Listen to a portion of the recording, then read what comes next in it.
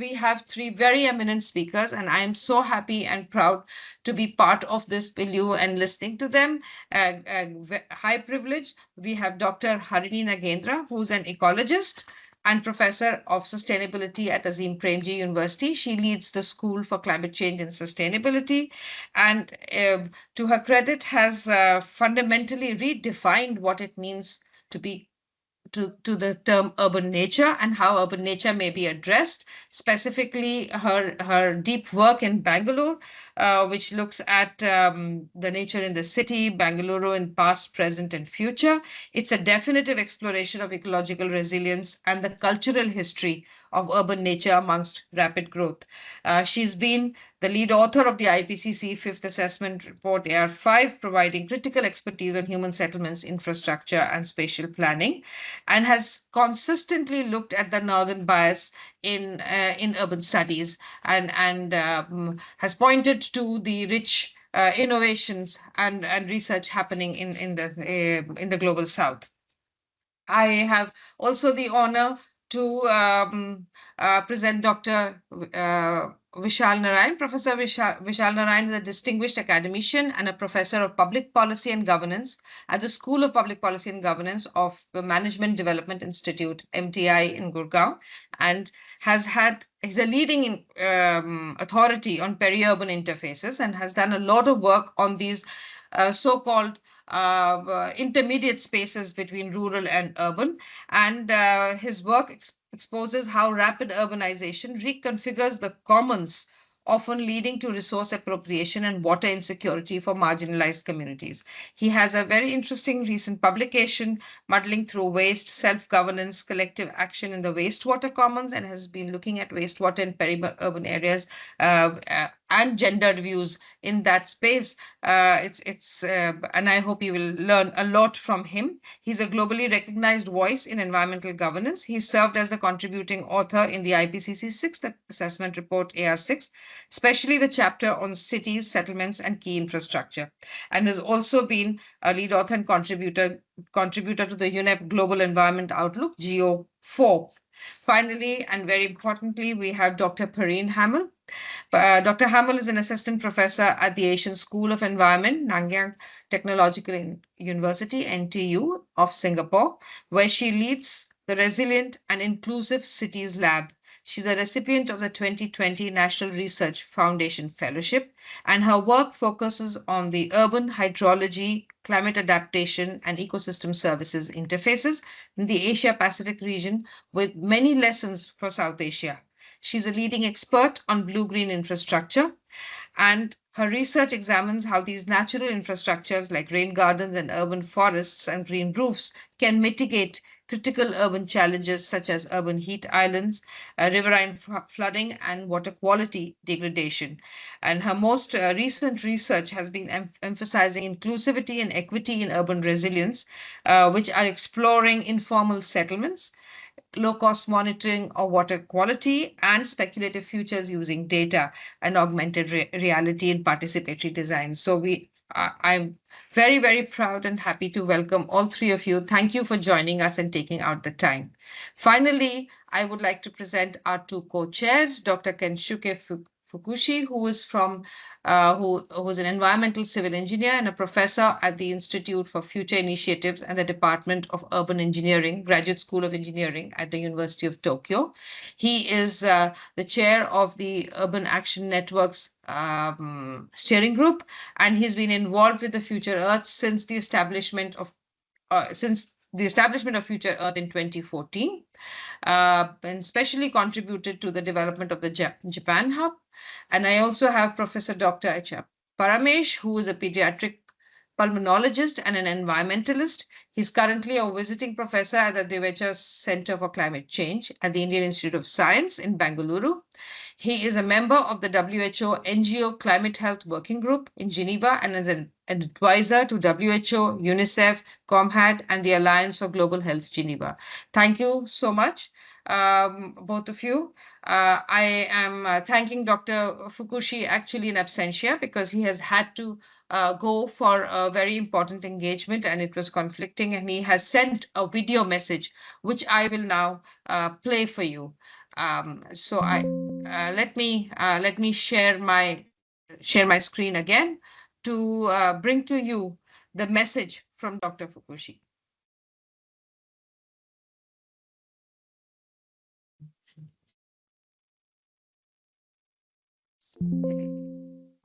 I will do this. I'm giving it is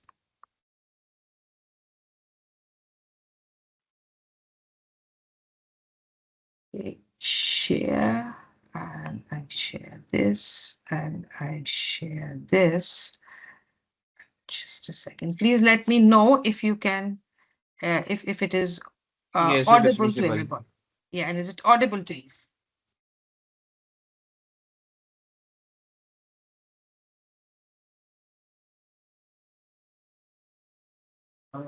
No, it is not audible. Okay, sorry if it's not audible. Let me just share again. Sharing. I will share again. Give me 1 minute. I'm so sorry. Sure, sure.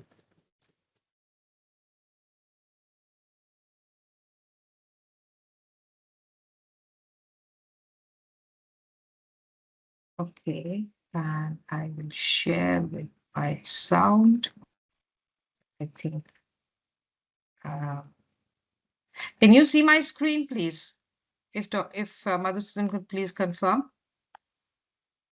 Yes, you can see your screen. Yes, we can Okay, see the and screen. I think you should see here. Good morning, good afternoon, and good evening to everyone joining us from different parts of the world. It is my great pleasure as co-chair of the Future Earth Urban Knowledge Action Network to welcome you to the Science Awareness webinar on cities navigating environmental changes. We are meeting at a critical moment across the globe, and particularly in South Asia.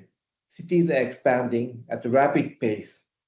At the same time, they are facing intensifying risk, climate change, biodiversity loss, water scarcity, heat stress, and growing socio-economic inequalities. These changes are not separate, they are deeply interconnected. At the same time, we cannot ignore that the global political situation is increasingly complex and in many regions unstable. However, precisely because of this, it is essential that scientific collaboration and dialogue continue. Science has always provided a platform that transcends borders, and sustained cooperation in science and sustainability can contribute to building trust and ultimately to peace. The key question before us today is how cities can navigate these complex environmental changes while mitigating climate risk and addressing biodiversity loss. This is not only a scientific question, it is also governance, societal, and ethical challenges. The Future Earth Urban Knowledge and Action Network aims to bridge science and practice, connecting researchers and policymakers and communities to co-design solutions for sustainable and resilient urban future. Today's webinar is a strong example of the mission in action. I'm particularly pleased to welcome our distinguished speakers, Dr. Harini, Dr. Vashal, and Dr. Perrine Hamel, who will share insights from their work on urban resilience, governance, and environmental innovation. I would also like to express my sincere appreciation to our colleague at the Divice Center for Climate Change and Future Earth South Asia for organizing this timely and important event. I encourage all participants to actively engage in the discussion. The complexity of the challenges we face requires dialogue across discipline, region, and sector. Thank you very much and enjoy the webinar. Thank you to Dr. Kensuke. And with that, I would like to hand over to our second co-chair, Dr. Parmesh. Over to you, sir. Okay. Good morning, good afternoon, good evening, wherever in the world. Let us greet each other. We are all here to learn. No country can progress with illiteracy, ill health, and ill acquired wealth. I think we'll all here learn how we can progress, manage the rapidly growing cities in a situation where we have to navigate with environmental change. And also these two things been very well highlighted by Zenith and also our co-chairman. And I'm really thankful for Kusim mentioning all the details. And to talk all these issues, we have with us and Harini Nagendra from Bangalore, Vishal, Narayan, and Perrine Hamel. And let us hear from them. Let's move further. How best we can able to navigate and safeguard we want smart cities, no question. Cities should grow, but smart cities with ecological, environmental issues together, we have to progress. We need those kind of cities, avoid the heat island and causing health related issue. Let's learn from them how best we can navigate and adapt ourselves and maintain the future greenery, and health is the primary concern, planetary health and human health. How best we can able to manage, we learn from each other. Along with that, some of the covering with the environmental issue, economic issues has to be highlighted. Policy makers want to listen to those things. Health related issue, economic burden. I think these are all the things we are going to learn. Thank you very much and give me an opportunity to co-chair this session. Let's move further. Go ahead, madam. Over to you. Thank you. And I would like to invite Dr. Nagendra with a key question here first. From the wide plethora of your research work, Dr. Nagendra, especially your work for IPCC and insights emerging from research in the rapidly growing city of Bengaluru, please comment on the concerns of urban resilience in South Asia, focusing on the nexus of biodiversity, water, climate issues, addressing land use efficiency while enhancing greenery, reducing climate impacts at local levels. Long question, but over to you.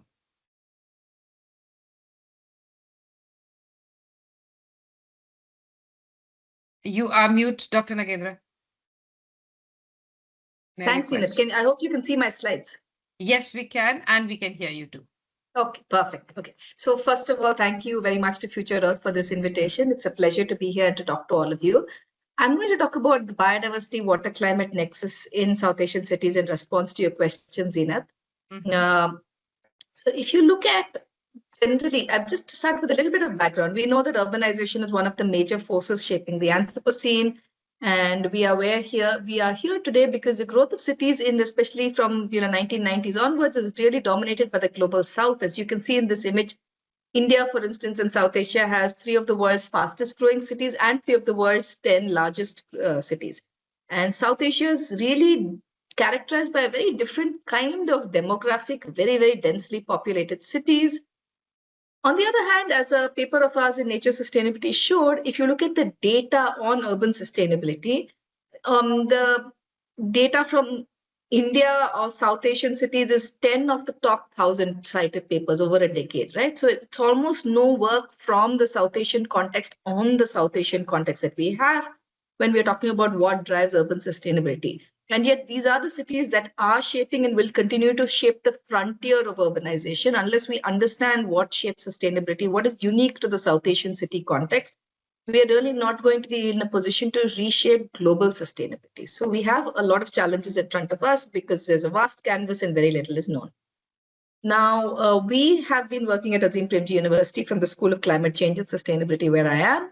We have been working on sustainability issues in Bangalore, many Indian cities, but with a large focus on Bangalore for the past close to 20 years.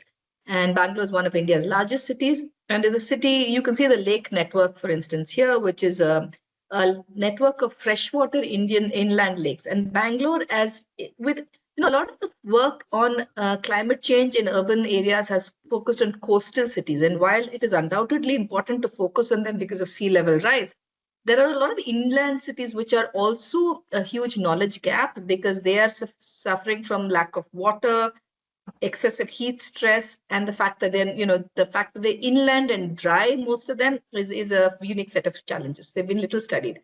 Bangalore is characteristic of many of these cities and also unusual in many ways because it lacks a perennial freshwater system. There's no large river, no coast, no large freshwater body.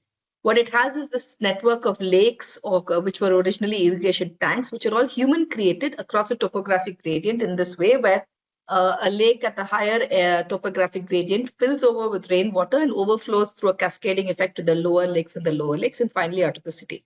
So not a drop of water was wasted. Now, if you look at these lakes, they were actually created by people, not just by rulers. And if you look at inscription stones, a lot of them were created by people because of dharma, because of moral conduct, for the support of birds and goddesses and cattle and the goddess Ganga, for merit of relatives in the afterlife. So it was a societal investment in creating a lake or these irrigation systems for community goods. And around these were planted orchards or gundutop. So they came with a system of wells, of grazing lands, of orchards, of other biodiversity, which is for the support, and transformed this dry land landscape into a rich, productive, fertile, agro-pastoral landscape, which were acted as village commons that supported a diversity of different people. They also had a three-dimensional appreciation of the importance of nature for development and growth. And that's an imagination that we have somehow lost from urban. We think of urban development now as only built infrastructure, but we've forgotten the fact that nature was part of the infrastructure. And when you see these inscriptions, you realize that when they're talking about village boundaries, they're also talking about the wells underground and the trees overground in inscription after inscription. What this essentially tells you is that they have a three-dimensional appreciation of the city, of the settlement, as water, life-giving water below the ground and life-giving shade by the trees above the ground. And that is the climate of the settlement that they're trying to actually improve. Now, as settlers came into the city, they also came in with a very long-term thinking. So they had inscriptions that talked about making this lake endure, making the village groves endure, as long as the sun and the moon endured, as long as the rocks, the Kaveri, the grass, and they were thinking into posterity. And they had bolstered it by curses of various kinds, which basically also said that there was a religious element or a sacred element. The gods would help them in making this endure. And this sacred element is, again, very specific. It's in diverse faiths, but it's very essential to the South Asian point of view of living with nature. It also comes through with many African cultures, many Latin American cultures, that there are gods and spirits in every corner, and they're associated with nature, and one lives in affinity with them, not as opposed to them, not as exploiting them as nature for our own service. This continued till the city of Bangalore was formed, and in fact, when the Maratha warrior Shaji was there, there's a very beautiful description of Bangalore, which talks about a city with pigeons, peafowl, lakes, fountains, trees, parks festooned with creepers. It's really a city of nature. And as successive rulers came and they continued developing Bangalore, it became a city of lakes. And you can see this image in 1885 when it was a colonial city where you had this beautiful network of lakes everywhere where they were all connected to each other through these hydrological spaces, all created. As more populations came in, they made more open wells and more lakes to improve the hydrology, planted more trees. And then what happened in 1890 is that the city suffered a series of droughts. And at that point, technology was good enough to bring in piped water. And that's when the city had a fork in decision making. They could have supplemented the cities because population was too large to manage through rainwater harvesting of the lakes alone. So they could have supplemented the city's water source through piped water from distant lakes. Instead, they chose to replace all the local supply with piped water from outside. The moment they did that, there was a complete change, which we can see and we have traced in archival records. Lakes were no longer sacred spaces. Lakes were no longer community spaces. They fell into disuse. They were built over for creating bus shelters. They were creating cemeteries, malls, factories, all kinds of built spaces, apartment complexes. And now you'll see in the heart of Bangalore, you just have one lake that survives, which is Agara Lake, and it is half the size that it was. Most of the other lakes have shrunk dramatically and been converted into other land uses. Along with the lakes went the decimation of the trees. The trees have similarly been all removed across many parts of the lake, the central part of the city, giving way to infrastructure projects. And this is a story which is repeated in many South Asian cities. Where are the signs of hope, though? There are signs of hope. In those, we must look to the South Asian cities' future. We have new environmentalism stimulated by awareness of climate change, pollution, and heat waves. For instance, these are some photographs by a very popular and very successful social movement in Bangalore. There was a steel flyover, which seemed unnecessary, which was pushed by the government, but seemed unnecessary from a traffic point of view, and very importantly, was going to get rid of a set of very large and shade-giving trees in Bangalore.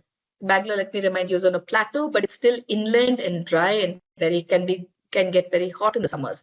So it was a social movement with a hashtag called Steel Flyover. Beda and Kannada means we don't want it. So it was a mix of, it was local language Kannada along with English and along with a diversity of stakeholders. And it successfully pushed back the steel flyover. It was not built. Similarly, the lake restoration movements in Bangalore has become somewhat famous in India for its collective action, where lakes were protected by local communities working with the municipality. So it is also polycentric or multi-level governance in the very following the Ostrom framework of governance.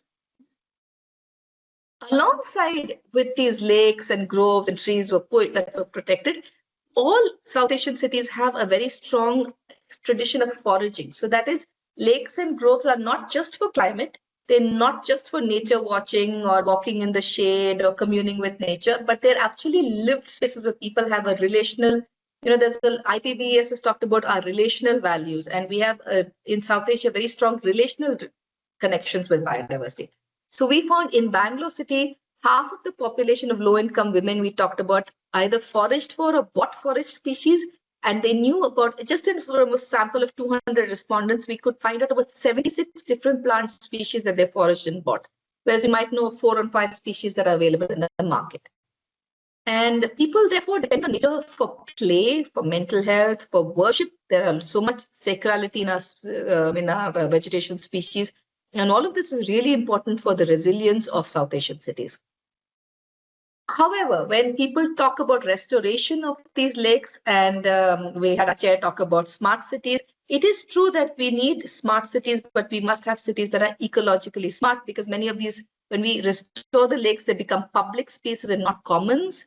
And what this means is the simplification of biodiversity. There's a lack of uses of spaces for grazing, for washing cattle, for foraging, for low-income women from migrant settlements, for dhobis, for all of those uses. And so there's a simplification of biodiversity, but there's also simplification of human-nature relationships, which impacts the resilience of the city. So two of the lessons that we think are very important is, firstly, we need to restore urban ecosystems as commons, which means valuing the diverse cultural uses and relational uses that we have, not just as public spaces, which have an emphasis on ecosystem services, but all these kinship relationships, especially with sacredness. And definitely not as private spaces, which have guards and gates and tickets and look for a return on investment on these spaces. We also find that these spaces with greenery have a very important microclimate resilience point of view, because just having trees in the middle of the day, these are transects from different spaces in the city where we looked at trees and their impact on reducing temperature, can reduce temperature from 3 to 5 degrees ambient air temperature, but close to 30 degrees of road surface or asphalt surface temperatures. And we see when at a time when you see road expansion across and concrete expansion, we forget the fact that just having trees can reduce the temperature of the ground surface by 30 degrees. And that's a massive impact, especially for migrant workers or people who are walking and cycling and on buses and using the city on the streets, street vendors, a lot of people who are otherwise marginalized. We also see that places of nature are extremely important in growing South Asian cities for what we call place making. When you have a lot of migrants flooding into these cities, as you do, 1,800 migrants flood into Mumbai, for instance, every hour, some estimates say, you must have a way of bonding them to the city. Otherwise, they will never engage in environmental stewardship. And we find that a restored lake, for instance, can provide all kinds of people, women, mothers of differently abled children, corporate employees, migrant labor, transgender communities, with bonding to the lake, because they say that see the lake as that space. And now they say it makes me feel like I am part of the space. And this builds new ecological wisdom. While we lament the old, we must look at the new. So I'll end with a wrap up on nature-based solutions, because there's so much discussion about nature-based solutions and how this is one way forward. We need to look at natural infrastructure, and we must. But we did a study of 1,700 cases where we found, again, cases from the global south are severely understudied, and there are 92 in Asia, very few in South Asia. Most of the nature-based solutions have been focused on biodiversity conservation or social recreation. But what is the South Asian lesson forward is the climate resilience is is integrally related to our relation to nature, which is the spiritual, the sacred, the kin relations, the foraging, anything that is physical and embodied. It also tells us that all of the nature-based solutions have been largely led by NGOs and governments working from the top down, and citizen participation has been tokenistic. Citizens are involved in aspects like monitoring and protection, but very rarely in the actual planning. So it's not co-management or co-development of ideas. And finally, so I'll end with pathways of hope. You need, in urban contexts like India and South Asia, we have focused on technology, but there's insufficient consideration of the social, demographic, or the cultural context. Inequality and informality are major challenges, but we need to turn them into opportunities for us. We must use nature as a solution, but it can't be a panacea. I think our really situation forward is how do we support South Asia's spiritual traditions of natural worship as alongside this tradition of commons and community action, and integrate this with planning for a new participative way forward. Thanks. Thank you, Harini. That was amazing, and I think your focus on the human nature relationship, which is so deep and really not understood well enough, I think, by city planners. We tend to look at it very mechanistically, rather than this very, very spiritual and really life connect that we have, and also potential of how we can take it forward. So as we move forward in this, I'm going to call upon Vishal, who's been working, Dr. Vishal, who's been working on peri-urban spaces with gendered lenses, to ask him a question in this very complex and sort of amorphous space in our urbanizing sort of patterns. And my question really, Dr. Narayan, to you is, a major concern in rapidly urbanizing South Asia has been the catch-up between infrastructure and urban growth, both densification and peri-urban spread. And in this milieu, the management of waste and used water is another issue. But provide your commentary, if you could, on the governance of water, wastewater commons, challenges and opportunities with a gendered lens. Right. Yeah. Thank you. First of all, thank you for the opportunity and for the nice and generous introduction. So please allow me a moment to share my screen. Yeah. Sure.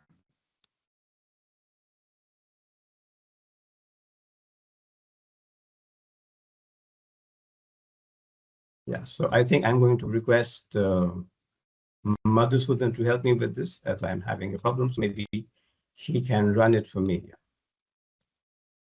Sure. Okay. Allow me. Just give me a minute. I'll present the screen. Yeah.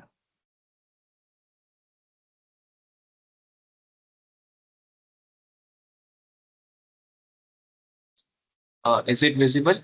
Yeah, thanks. All right, so good afternoon, everyone. And today I'll try to bring a peri-urban perspective to understanding, climate change adaptation in the context of South Asian cities. So let's move, Madhusudan, to the next slide. Yeah.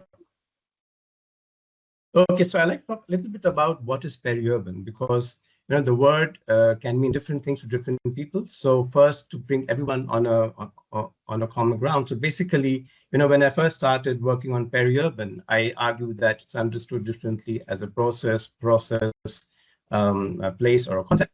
But broadly, we talk of peri-urban in terms of a space that combines both rural and urban environments. So it's basically, a zone of mixed land use where agricultural and non-agricultural land uses coexist, which makes it very heterogeneous socially, economically, and institutionally. So for me, the best way to identify the peri-urban space is visually. So for instance, when you drive along a highway in South Asia, you see a mixed patchwork of plots of agricultural land coexisting with high-rise gated communities, amusement parks, village ponds, swimming pools, and brick kilns. So this heterogeneous zone of mixed land use, which then translates into enormous economic, institutional, and cultural heterogeneity, is what we call a peri-urban space. For a long time, we said that peri-urban exists at the periphery of cities, but if we define peri-urban in terms of the mixed land use zone, we'll find that you can also find peri-urban spaces in the core of the city. So for instance, I live in a gated community in Gurgaon, And when I walk out of the gated community, if I walk 100 meters to the left, I'm into village Tigra. And if I walk 100 meters to the right, I'm into village Samaspur. So I'm left wondering, like, where do I live? Do I live in a village or do I live in a city? And so likewise, if you look at the way cities are expanding, you find that there's a constant blurring of rural and urban boundaries, which makes this a conventional dichotomy between rural development and urban planning increasingly less relevant as an operational lens for planning or for economic development. The next. Yeah. So what is peri-urban bring to the discourse on climate resilience? So it basically challenges the rural-urban dichotomy in planning and development, as I said. And when we look at peri-urban livelihoods, we find that they straddle the rural and urban divide. Okay, so when you start investigating peri-urban livelihoods, their daily lived experiences, you find that there is a weakening access to natural capital because there is a constant erosion of peri-urban livelihoods through processes of land acquisition, loss of village commons, such as ponds, lakes, wetlands, and grazing land. So basically, as the city expands, the ecological footprint of the city is borne by the peri-urban spaces. And there is constant loss of agricultural land, village commons, which translates into an erosion of village livelihoods. Okay. At the same time, there's weakening social capital, because of migration, because of people moving out from rural spaces into the urban centers, and also the transitory character of inhabitants and the limited civic engagement that arises mainly from institutional overlap. So very often you will find that the rural governance structure has been abolished, but the urban governance structure has not yet fully taken over, right? So this results in several kinds of governance lacunae and institutional vacuum, And, Shrestha, Anushya Shrestha, while she was studying peri-urban processes in the Kathmandu Valley, argued that this whole concept of community resilience that urban scholars engage with while talking about climate vulnerability and adaptation has very limited relevance in the peri-urban context because there's no such thing as a community there. It's highly heterogeneous. Social power differences are very strong. And therefore, when you talk about community resilience in a peri-urban context, you really need to deconstruct the concept of community. What is community here? There's no one monolithic community here because the society is so differentiated, so different in terms of the economic background, livelihood status, land ownership, and access to other natural resources. To the next.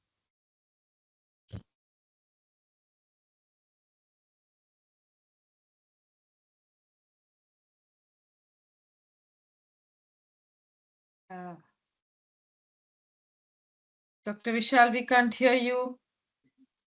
Have you? Could you unmute yourself, please?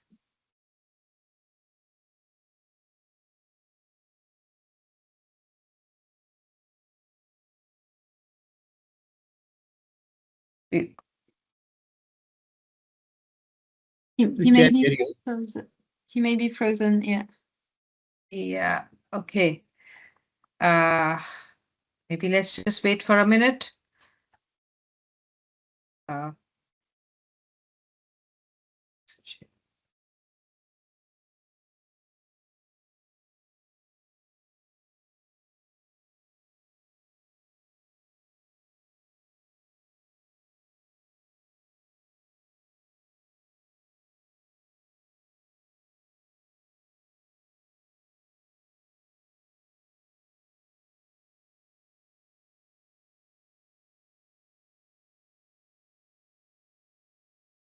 Okay.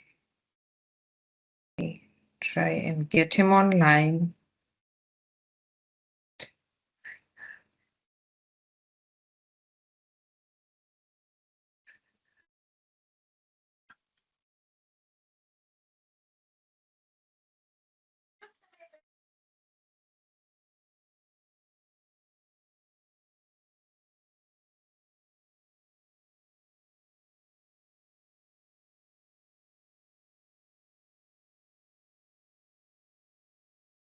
Should we move on and then maybe get Dr. Vishal back again when he's able to come back? I think that might be the best way forward because we have a short time.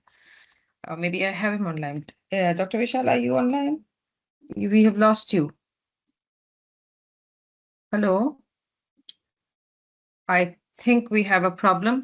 I'm going to request Dr. Hamill to share her work with a question, and we will get Dr. Vishal back again as soon as the tech issues are sorted. So, Dr. Hamill, there's a lot of work you are doing in the Asia Pacific context, which we feel has tremendous lessons for South Asia. And just as in Asia Pacific, the South Asia also suffers from informal settlements, from poor development indices, and especially with respect to access to safe water and sanitation. Some of this work is you've deeply worked on this, and these are exacerbated issue. These problems are exacerbated because of climate change impacts. So from your research, especially in technology opportunities for affordable and inclusive solutions for urban poor, could you comment on lessons for South Asia on the feasibility, and particularly how the feasibility of the blue-green solutions in high density, low income settlement contexts, provide us some solutions and way forward to address the water conundrum? Thank you, Over to you. Dr. Zinat. Just checking that you can see my screen fine. Absolutely, yes. Great, And thank hear you. Yes. Thanks. And I'm sorry, Dr. Vishal is joining again. I'll go ahead and we'll make sure that we give him some more time later. Yes, please. Thank you for the invitation into Future Earth as well. It's a pleasure to join you. I am indeed going to talk not so much about South Asia, but Southeast Asia mainly, where I do the vast majority of my work. And I really look forward to the Q&A and discussions on the lessons learned. So just starting with the background that Dr. Zinat already shared, why is there a lot of attention on nature-based solutions now? We know that we have these global agreements and goals, the SDGs, and the Kunming Montreal Global Biodiversity Framework with this nature-positive goal. And all this really has shown a light on nature-based solutions and the potential from the global scale to the local scale. So that's why we hear a lot about nature-based solutions. Just to go back to the definition that I use in my work, the IUCN definition, so actions to protect or restore the green and blue spaces that you can see examples of here in this slide. All these examples are from Singapore. They look very nice and very expensive, perhaps, and so the work that I'm going to present is actually in a very different context and on informal settlements, which is a very important urban context, as was also reminded a little earlier. Two figures, or the same figure rather, that I highlight here. 60% of the world's urban population is projected to live in informal settlements by 2050. And 60% of these informal settlements populations live in Asia. So that's why it's very important for scholars working on urban systems in Asia to consider these types of unrest forms and communities. Also for background, informal settlements are extremely difficult to characterize, also to name. Different terms I used. Here, I'll be using the UN Habitat definition with features around the 10-year insecurity, lack of basic services or access to infrastructure, which is very often a key part of these informal settlements, and non-compliance with current planning and building regulations. So with this very short background, what I wanted to share is some answers to these two questions that we contributing to in the lab. What is the evidence of use of nature-based solutions, whether they are called that or not, in Asia Pacific? And do these solutions have potential in informal settlement upgrading programs? So for the first question, one main piece of work that I want to share here is a review that we conducted a couple of years ago, where we looked systematically through peer-reviewed literature as well as grey literature for examples of nature-based solutions or projects that could qualify as such in informal settlements, including upgraded programs. I'll have a spotlight on such program in Bangkok later. So what we found is that there is indeed quite a lot of these projects. It's not a massive amount of them, and it's definitely a low bar, and we're not pretending that we actually have an exhaustive list, but still quite a number of them. And these allowed us to identify the main types of nature-based solutions that were documented in this context in Southeast Asia. Infiltration devices, constructed wetlands, tree planting, community gardens, green open space, and waterfront vegetation. So all these qualify as nature-based solutions, and the last three that I just mentioned were actually identified as the most common in the projects.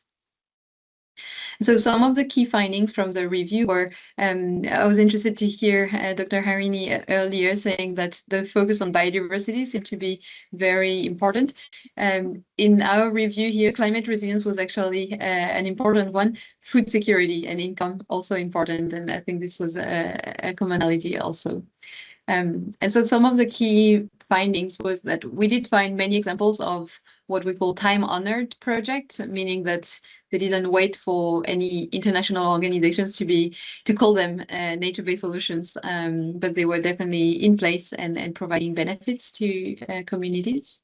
And also that nature-based solutions can serve as compensation, in particular in the context of eviction or upgrading. So definitely with pros and cons about this, but this is an interesting finding, or a land reserve for the disruption caused by resettlement projects.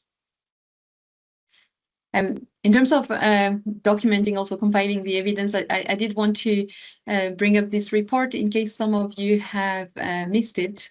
There's recently this Natura global roadmap on nature-based solutions, or urban nature-based solutions. And I contributed with a great team to the Asia report. So some of the findings are perhaps not surprising around equitable urban NBS in Asia depend on participatory and locally led approaches, especially in informal settlement. So we tried, again, perhaps echoing some of the comments from Dr. Harini, that trying to document this issue that is so important, but still very much understudied from the global literature. So the second part of the sharing that I wanted to bring here is some attempts to address this question. Do these nature-based solutions have potential in informal settlement upgrading programs? And if so, how? So the thinking here is that we know that there are upgrading programs in South Asia, in Southeast Asia, and we also know there's a lot of hype around nature-based solutions. So how do we try and make these two agendas connect better? And so the work that well, some of the theoretical background that I think is relevant perhaps for the discussion is a revisiting of the Arnstein's ladder of participation, where in this short paper we try to look at what it means to have no participation, the very low level of participation, to transforming via NBS. And so this is really thinking about a key feature of nature-based solutions implementation, which is that they need to be inclusive, they need to be co-designed if we want them to be sustainable. And so we're aiming for this, but in practice, we know that there are examples of the very low level of participation. There's currently quite a lot of work on the or press on the failed mangrove restoration projects in Bangkok as one example of perhaps what we call here replication. Sounds like a great idea. We're just going to replicate, but if we don't know the ecology or the social context, then these projects may fail. So what I want to just discuss in the last couple of minutes here is an example of initiatives in Bangkok of an upgrading informal settlement program that we have studied with our collaborators for quite a number of years now. So the project, and this is a project, like I said, we started with a good friend and collaborator, Dr. Eric Wolf, and now with new members of the team, is started by examining the perception of nature in upgrading informal settlements in Bangkok. And so the background is that there's a program called the Ban Man Kong Social Housing Program that essentially provides some support for communities to come together. It's very often a cooperative system, and get some funding for an upgrading and safe housing in what used to be along the Klong, the canals, very low access and basic low access to basic infrastructure. So in this context, question is, nature-based solutions on nature can look like this, very manicured front yards here, or it can also look like this, another part of a settlement where this is a termite mound that is a shrine, very, very actively used. And so both are nature, and technically both could be nature-based solutions. And the question is, which one should, at the programmatic level, should we try and promote and push? So what we did in the first phase of the project a few years back is starting with interviews of residents in 3 communities to understand how people relate to and manage nature. So the long story short, some of the findings are here. We categorize them into 3 different types of values that may be familiar to some of you on the webinar. And what we found is that residents did express a very broad diversity of values and preferences. Some favored more what we call instrumental values. Nature provides me shading or cooling, while others favored relational values or intrinsic value, the fact that we value nature for nature in itself, even if it does not provide benefits to us. And so this really paves the way to better understanding what type of, if we want to instrumentalize this type of research, what type of solutions may actually be more appropriate in areas where such values are more prominent than others. So this is the work that we are currently pursuing with the government agencies, as well as our academic collaborators, Professor Bunana Nakatun.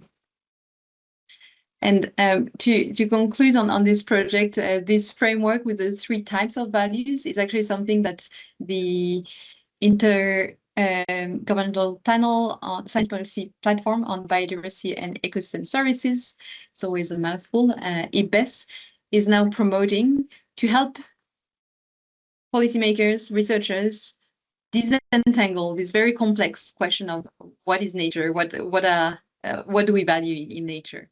And so again, these 3 types of values that I briefly presented are one way of simplifying to really engage these conversations with the communities as well as policymakers. So that's what I wanted to share. Just to reiterate the key messages, nature-based solutions have been used in informal settlements or upgraded settlements to support urban resilience. And it's crucial to co-design nature-based solutions. There's a ton of literature on this. And so to do so, better understanding these the diversity of nature-related values is a good first step to understand and implement this idea of no one-size-fits-all nature-based solution. So with that, I'll stop here, thanking the research team in the lab, a lot of them contributing to this research, and happy to take any question and exchange more with the other 2 speakers. Thank you. Thank you. Thank you, Dr. Hamel. I think very, very interesting and insightful. The fact that there are intimate relationships that are developed in informal situations when people do it themselves. And the whole significance, I think, re-emphasizing what Dr. Nagendra has also said, that community led is far more significant than community informed. And if we understand that in our planning systems, then maybe the whole the triangle, the 3-point framework of relationships with people and nature, we could probably look at how it influences also the education system that eventually would lead to a better planning, systems or better understanding with amongst planners right from school going forward. So thank you so much. We will come back to follow-up questions, but I'm looking at Dr. Narayan if he's back again, and could we share his work, please, Dr. Narayan? Yeah, I'm here. Sorry, I got lost Okay. for a while. Yeah, and we got disconnected, We'll but go that's back all right. soon. These things happen. And let's carry on. So Sanjeev, could you please share his Yeah. slides? All right. Yes. Is it visible? So Absolutely, is. Thank you. and you're audible. Thank you so much. Okay. So, I had started talking about what is peri-urban, and I was talking about what does a peri-urban lens bring to the discourse on climate resilience. And when we talk about, helping cities adapt to climate change or enabling cities adapt to climate change, what are the additional points of consideration when we are looking at it from a peri-urban lens? And I think the basic argument is to reimagine the city as a space that also includes people inhabiting mixed rural-urban spaces. So rural and urban are not extremes; they are points along a continuum, and you will find varying features of what we call rural within cities, and that's what the value of a peri-urban lens is to urban resilience. That imagines the city as comprising not just a core city, but also a mixed rural-urban land use space. And when we look at peri-urban livelihoods, as I was saying, that climate change acts basically as a stress multiplier because peri-urban livelihoods are constantly being eroded through the loss of natural resources, grazing lands, private agricultural land because of urban expansion. And climate change, for example, through changes in precipitation patterns, the duration and intensity of seasons serves to aggravate these impacts. So basically, there is a kind of double exposure that peri-urban inhabitants are experiencing, right?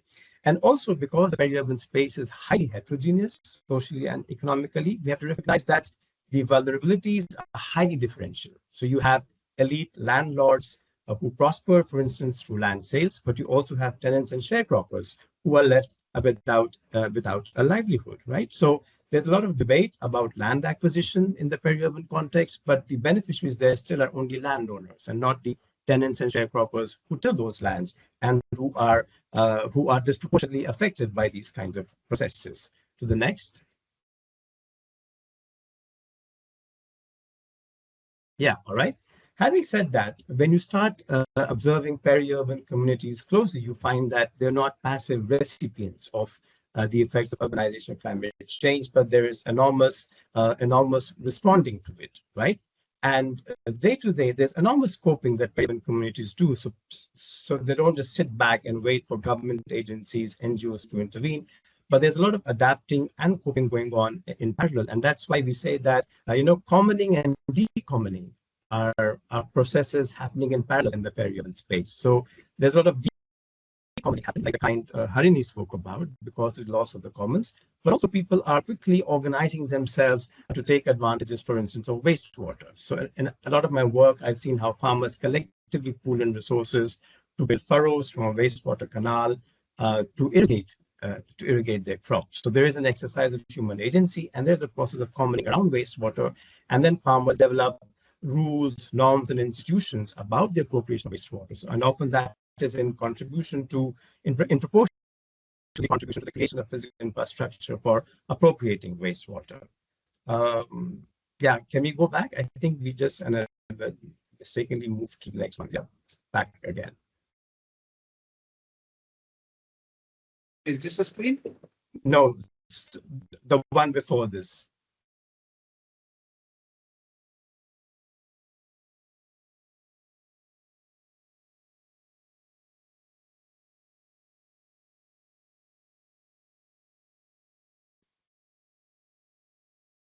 Right, that's where we were, right? Okay. So there is a socio-technical mediation of peri-urban water insecurity, and irrigators are constantly responding through new technologies to appropriate water from the canals that they're officially not allowed to use because they are supposed to serve the city, and constantly evolving new norms of cooperation, new institutions to appropriate water and to share it among themselves. To the next one. Right. And so when we talk about building adaptive capacity in peri-urban spaces, yeah, so what are some of the entry points? So one is, strengthening human capital. As I said, that there is a constant loss of livelihoods in peri-urban spaces, mainly because of the loss of agricultural land, and therefore generating alternative livelihood skills, yeah, for instance, through vocational training that allow peri-urban residents to diversify occupationally are extremely important. That is one entry point. However, there can be resistance to diversify occupationally. For instance, higher caste members are not so open to ideas of moving out from agriculture into other occupations, right? Which means that results in a condition of idleness, right?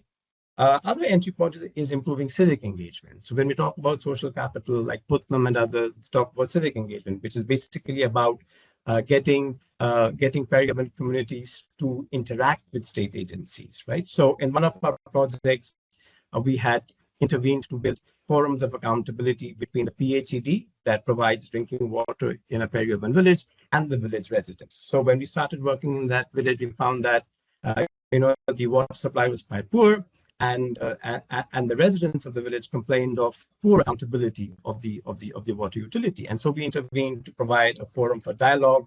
We brought the PHED representatives in conversation with the village residents, and that over time, through a series of meetings, improved mutual accountability between the water users and the providers. To the next. Yes. And I also want to say that conceptually, the idea of intersectionality is extremely important when we want to study differential vulnerabilities. And the concept of intersectionality was brought into the academic discourse by Kimberly Crenshaw, right? A feminist scholar who argued that men and women face different experiences in life, but it doesn't stop there, but there are differences among women. So for instance, she said that Black women experience the world differently from white women, right? And likewise, so when we study vulnerability, yeah, and the whole climate change discourse revolves so much around vulnerability, the concept of intersectionality is extremely relevant because it is an individual's different identities that intersect to shape that individual's, say, level of vulnerability or extent of deprivation. Yeah, so in South Asia, caste, class, gender, race, ethnicity, marital status all intersect to shape differential vulnerabilities.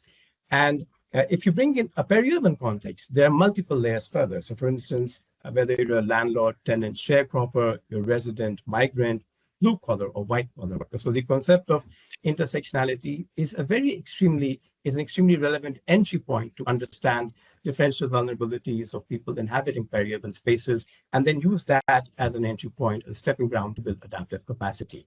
And I think that brings us to the last slide. Yeah, and I think what I want to really argue is that one needs to have a worm's eye view, yeah, along with the bird's eye view. So a lot of urban studies have a bird's eye view about data, about big data, about trends, about projections. But we need to supplement that with a worm's eye view, with a good in-depth understanding of what's happening on the ground. And for that, you need to do good ethnographic work, yeah? So urban scholars really need to get their hands dirty and document the processes of transition, identify vulnerable groups. And we need to ask ourselves, what is happening on the ground? How is urbanization changing people's lived experiences, people's day-to-day interaction with nature, with natural resources? What is happening on the ground? What processes are shaping rural-urban transformations? And what are the emerging levers for change? Yeah. And this needs to be backed up with very strong action research, very strong grounded action research built on partnerships among academia, NGOs, and government to build adaptive capacity. So I think I would stop here. And there is just a listing of some of the literature that I drew upon in this talk. And for those of you who'd like to know more about the peri-urban context, I invite you to explore this further. Thank you so much. And apologies again for the little technical glitch a little while ago. Thank you, Dr. Narayan. With the permission of the chair, could we open? We have actually about 20 minutes, and so we could open the floor for some comments and questions from the audience. And I myself have some follow-up questions, but with the permission of the chair, Dr. Parmesh, could we ask if there's anybody in the audience who would like to ask our eminent speakers any questions? Yes, sir. And if yes, then please do raise your hand or put it up on the chat box. And yes, Mr. Ghosh, Prosenjit ji. Please go ahead. You Yes, can unmute yourself. Make it yeah, brief. Yeah. I'll make it brief and it is specific to all the participant or speakers today.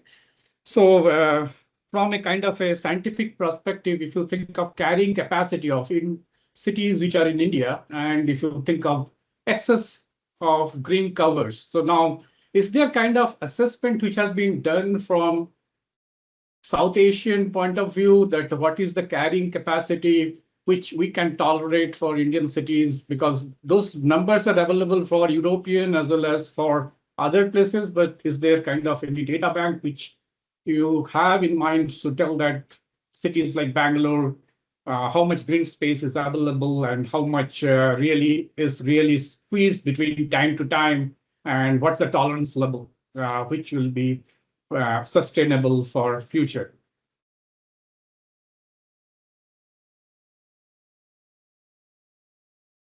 Hello.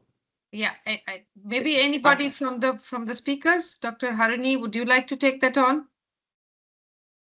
Yeah, I have to confess that I will start by questioning the question in the sense I personally, and this is my personal objection to the idea of carrying capacity, I think it's a very difficult thing to come up with a carrying capacity across something as complex as a city, especially an Asian city, which would apply everywhere. I mean, we have things, I think the closest we can get is the WHO standard and how much green space or open space you need per person, which is sort of a fresh air, But what I like is guidelines of various kinds. So, for instance, there's a guideline that European cities have come up with a 1, 10, 100, basically. So, for every 100 people, you should have at least one park, which is at least maybe 10 parks, which are 1 kilometer away, or 10 public spaces that you can go to, which are a kilometer away. I'm forgetting the details, but that the idea of something as simple as that, or the idea of a 20-minute city where you can get at least many things which are walkable distances to each other. I think walkable cities, connected cities, if you can think of something from that perspective,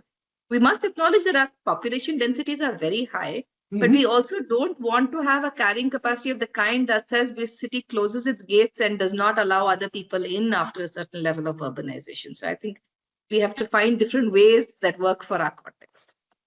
Yeah, so one of the serious problem is about migration, and this is a common aspect of centralizations of say technical hubs development, which are focused to cities rather than satellite towns, which may be something which is there, a concept there in Western world. So now, if this thing has not been a policy matter, then perhaps something is missing somewhere in terms of planning.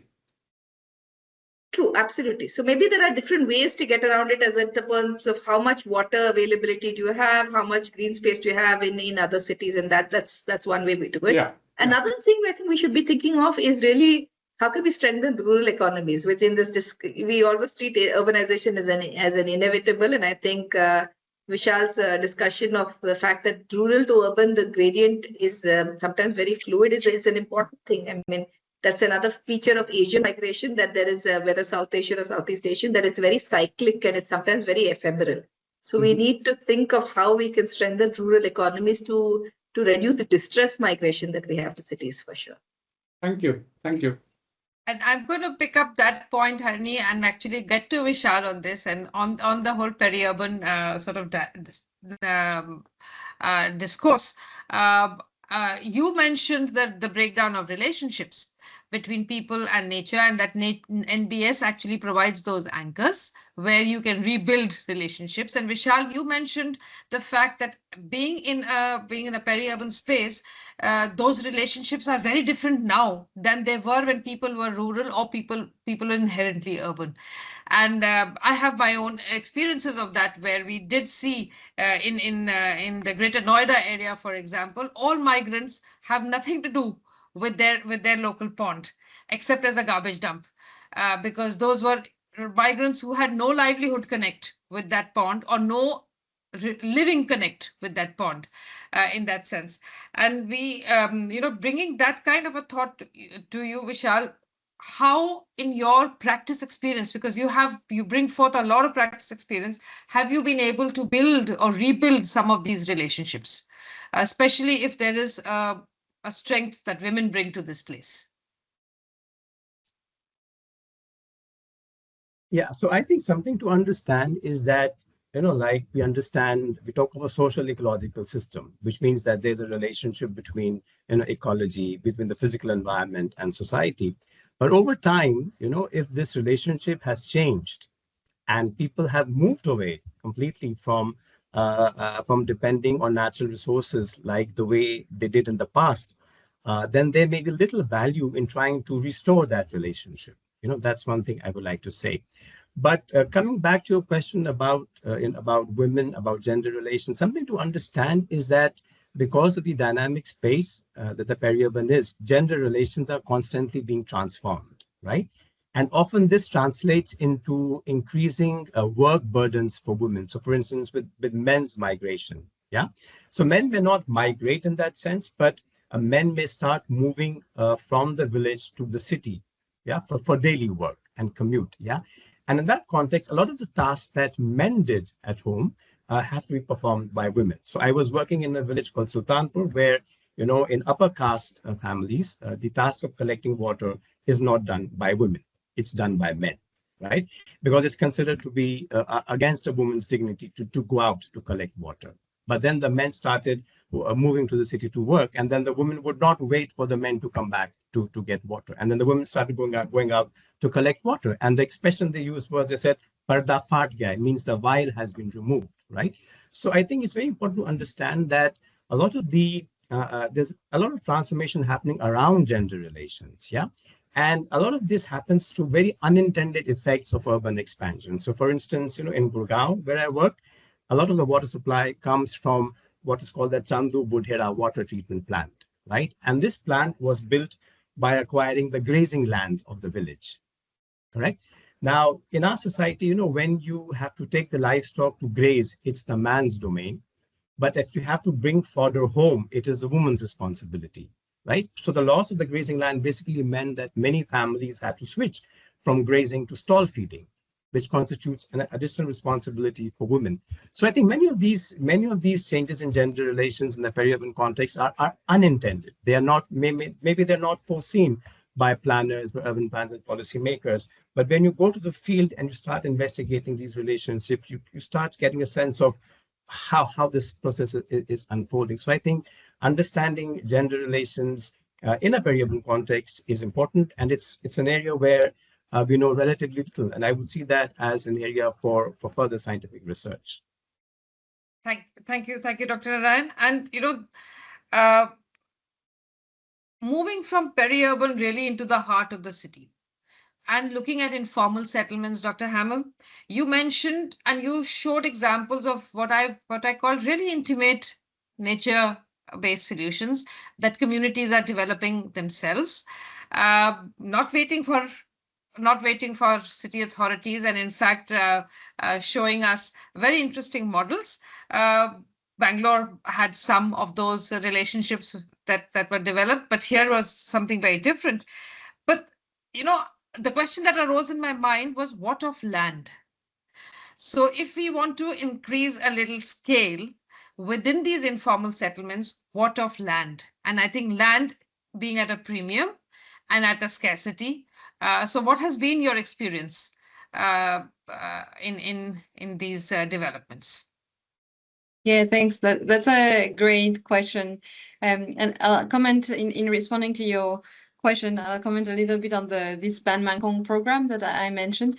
The very interesting thing about the program, in my view, is that it is a government-led program that really addresses firsthand the questions of informal settlements with a lot of upgrading in place.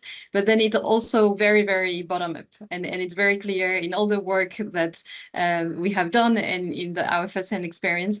It's got really community-driven process. So it's really this in the middle type of projects that I find very interesting for cities, local government wanting to address the issue, but not in a top-down way. So that's an important part of this, and that's where this question of all right, if the city wants to do something about nature-based solutions, how to best also leverage and build on the social capital that is clearly there. And so part of this question is, in answering your question, is also about nature-based solutions, some of them take a lot of space, some of them are much more constrained in space. So this is one of the factors that one would consider. So when the city negotiates for land in finding the sites for the upgraded settlements, sometimes it's upgrading in place, sometimes the communities are moved to another place. So there's a lot of the program that is about finding these sites for the upgrading. And so part of the question is, how much space will the community want to save for nature-based solutions? And this is where the trade-offs and really where urban planning and urban design comes into the question. Thank you. Thank you, Dr. Hamel. There is a question for Dr. Nagendra, Harini, in the chat box, and I just read it out for you. This is from Tejas, who is asking that in a recent podcast of yours, you spoke about the diverse knowledge on plant species and benefits, particularly among slum residents. I'm curious to know your standpoint on this, whether the slum redevelopment projects, so very connected, Perrine, to what you were saying, whether the slum redevelopment projects by the government could negatively affect this setup. Also, as an extension, how would you see the present degree of inclusion of washermen communities that used to rely heavily on lake water and current lake redevelopment projects? Is there really a midway wherein community benefits while lakes are preserved and not overused? So yeah, the classic. Yes. Yes, Both love, I think, very important questions, and I think I benefit very much from both Perrine and Vishal's presentations in this regard. Okay, so on the slum redevelopment, I think there's one part of it that is a really positive, which is the security of tenure. Because one of the things we have realized is when, especially I was talking about ephemeral migration, and when you have private informal settlements, which is basically you have a private owner, but they rent tents out in very, by the day for families, they're very exploitative. And then you don't have any planting or any greenery or any way in which the inhabitants can make this more bearable for themselves, because they have no security of tenure. So if you have a slum redevelopment, the plus side is you have secure tenure. The minus, of course, we know very well that very often these are not consultative projects, and they are bad housing with inadequate ventilation, no open spaces, people are crammed into very small areas. And so that really becomes a challenge, especially if you have the apartment type of high density without any ventilation. Where are they going to have space for greenery or indeed for many other things? So I think that's a problem well beyond the greenery aspect in terms of just quality of life. On the second question, how can lakes manage with informal washermen or dhobis or other kinds of users? I think that are very interesting. We have to think a little creatively. So dhobis used to wash in the lake using, very often, if you look at the older lakes in Bangalore, for instance, the lake silt was so fine that it was, especially in some lakes, it had the properties of, they say, soap-like sediments. So they used to use the sediment of the lake itself for washing. So can you find some way in which you can find natural soap nuts or other things that can be used for washing in one corner of the lake? And maybe there are other places where you can use, for instance, what do people do with idol immersion, with Ganesha idol immersion, which is something that is common across India, or for religious festivals, which also can be very polluting when people bring in, plaster of Paris. What they do is in every lake, now you have a cultural demand for these. So people have created smaller tanks just for immersion. So can you create small, and once a year, and then they're cleaned up after the festival. That does not reduce the toxicity of why, where does the cleanup go? There are larger questions of where the toxic idols created with toxic plastic paints, etc. are disposed of. But it doesn't pollute the lake, at least. So similarly, you can have, and you do have lakes where you have one portion, which is a smaller area of an enclosure created for the dhobis, because this is a cultural and also a physical service that they do for the city. So I think there are ways in which we could do this. And similarly, grazing has been accommodated in some lakes by saying, don't bring your cows in, but a grazer can come in and harvest grass from the lake. So it's useful for the lake because it reduces the phosphorus and the nitrogen in the vegetation content of the lake, but it also helps the grazing, as opposed to taking a machine in to dredge and remove weeds. So I think we need to think outside the box, and there are solutions for some of these, but we have to test some of these out.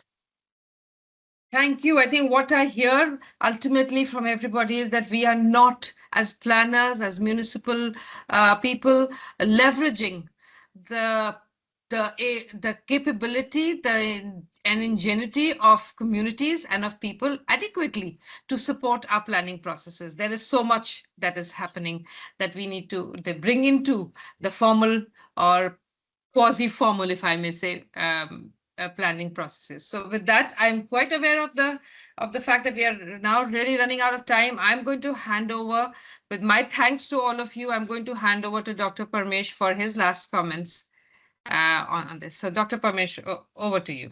Yes, Zenith, let me congratulate you. You modeled so well and managed the time so well with technical hitch also. And all the speakers, especially Harini, spoken very well. Definitely she covered important of urban ecosystem for resilience and the climate change in South Asia, focusing mostly on the water-related issue at Bangalore was called Lake City earlier. And Vishal had covered rural development and urban planning are losing their significance as the economist approaches as far as lenses to look at the climate vulnerability and resilience. The action research based on partnership among the various organizations, while creating forums where non-urban communities can hold service providers and accountability can be taken care of it. And Prerna did mention very well that one size don't fit everything. Each country has to think locally, act locally, propagate globally while taking the good things from the other countries. And also, Dr. Ghosh did mention ask the question, very relevant, pertaining to the Bangalore, rapid urbanization, what's happening. In Bangalore, greenery was a cement jungle, has changed. In 1973, we had 68% of the greenery, 2.6% of the cement jungle. Now, in 5 decades, it reversed completely. We have approached 1,209 villages. Gomaras, grazing land, and a small lake by the side was given. And we have approached all these things. That was a breathing place for human being also. For human being, the WHO says